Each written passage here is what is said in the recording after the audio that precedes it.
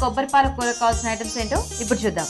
మునక్కాడ కొబ్బరి పాల కూర తయారు చేయడానికి కావాల్సిన పదార్థాలు: ఉడికించిన మునక్కాడ ముక్కలు 1 కప్పు, కొబ్బరి పాలు 1 కప్పు, తాలింపు దినుసులు 1 టీ స్పూన్, తరిగిన ఉల్లిపాయలు 2, పచ్చిమిరపకాయలు 4, కరివేపాకు 2 రెమ్మలు, కొత్తిమీర కొద్దిగా, టొమాటో ప్యూరీ 1/2 కప్పు, కొబ్బరి జీడిపప్పు పేస్ట్ 1/2 కప్పు, ఉప్పు తగినంత, పసుపు చిటికెడు, నూనె 2 టేబుల్ స్పూన్లు.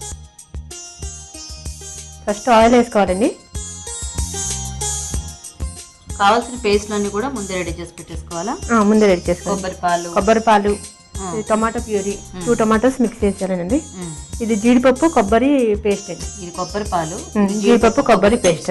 ఓకే, వేద్దామా?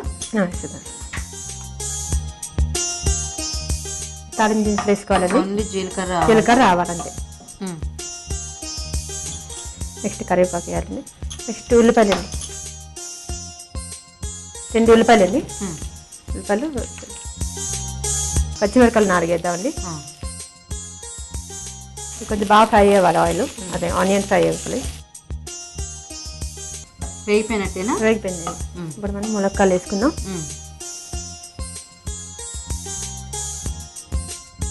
ఇప్పుడు కొబ్బరి పాలు వేయాలండి.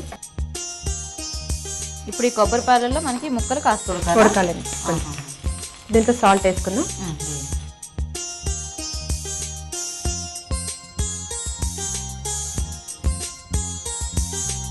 ఎక్కువద్దండి.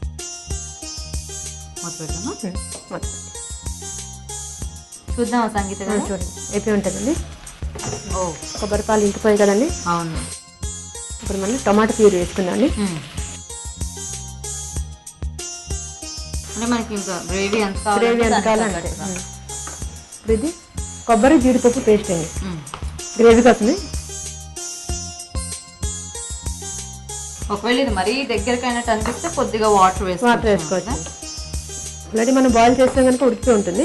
ఇది ఇంకొంచెం ఫ్రై అయిపోతే టమాటో కొంచెం పచ్చి స్మెల్ లేకుండా పేస్ట్ ఫ్రై అయిపోతుంది. ఇంకా కొత్తిమీర వేసుకుంటే అయిపోతుంది. ఇది ఒక 2 మినిట్స్ ఉడికించాలండి, మూత పెట్టేసి.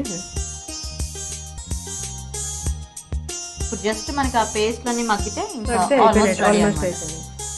చూద్దాం సంగీత గారు. అయిపోయినట్టుంది, దగ్గరికి అయిపోయింది ఆల్రెడీ. లాస్ట్ ఫైనల్గా కొత్తిమీర వేద్దామండి. అయిపోయిందండి, అయిపోయింది. రెడీ అండి.